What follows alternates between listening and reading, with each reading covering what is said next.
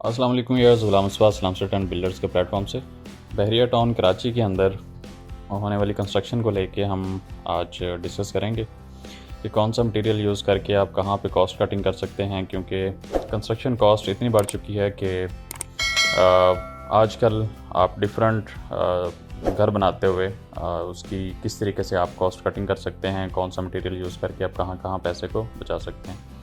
तो सबसे पहले जैसे ही आप मेन गेट पे आते हैं तो यहाँ पे आप गेट की गेज के ऊपर अगर कंप्रोमाइज़ करते हैं तो यहाँ पे भी बहुत माइनर सी कॉस्ट कटिंग की जा सकती है।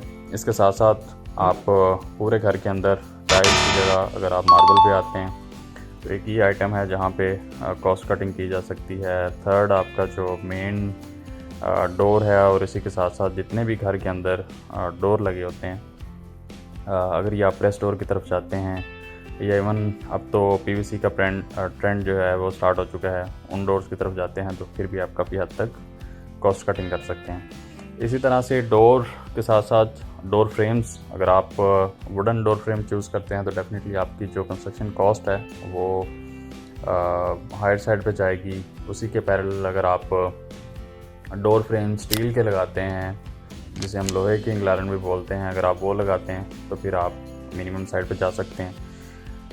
इसी तरह से और दीगर आइटम्स भी हैं। स्टेयर रेलिंग है, अगर आप इसमें सबसे सस्ती जो आपको पड़ रही होती है वो डेफिनेटली एमएस पाइप की पड़ रही है। उसके बाद स्टेनलेस स्टील की भी सस्ती ही पड़ रही होती है। इसके बाद अगर आप बहुत लग्जरी विला की तरफ जाते हैं तो फिर आप जो स्टेयर रेलिंग है वो आप चाहें तो उसमें स्टेनलेस स्टील प्लस आप ग्लास में जा सकते हैं या वुडन प्लस ग्लास के फ्रेम में जा सकते हैं।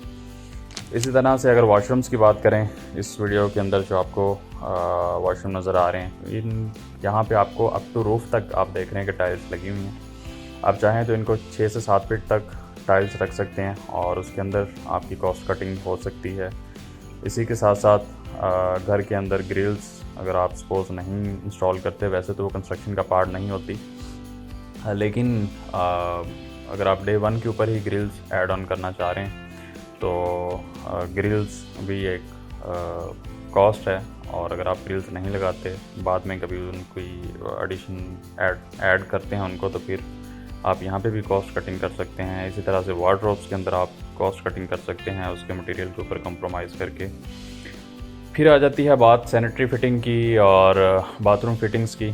तो यहाँ पे भी आप चाहें तो 15-20 हज़ार से स्टार्ट होने वाला जो सेट है वो आप अप टू 1.5 लाख तक 2 लाख तक के भी मिलते हैं। ये डिपेंड करता है कि आप क्या चूज़ करते हैं। तो यहाँ पे भी कॉस्ट कटिंग की जा सकती है। बहरिया टाउन के अंदर बहुत सारे लोग विला की कंस्ट्रक्शन कर रहे होते हैं या करवा रहे होते हैं। तो जब हम उनको प्लान कंस्ट्रक्शन की कोटेशन देते हैं तो सबसे पहला उनका क्वेश्चन यही होता है कि जी इस बिल्डर ने या इस कॉन्ट्रैक्टर ने हमें इतने की कोटेशन दी है, तो आज आपने हमें इसके पैरेलल ये कोटेशन दी है, जबकि वो मटेरियल का कंपैरिजन और वो सारी चीज़ें नहीं देख रहे होते कि कहाँ पे क्या मटेरियल यूज़ हो रहा है और इस कॉन्ट्रैक्टर की जो फिनिशिंग क्वालिटी है वो किस तरह की है, और जो दूसरा कॉन्ट्रैक्टर है जिसने बड़ी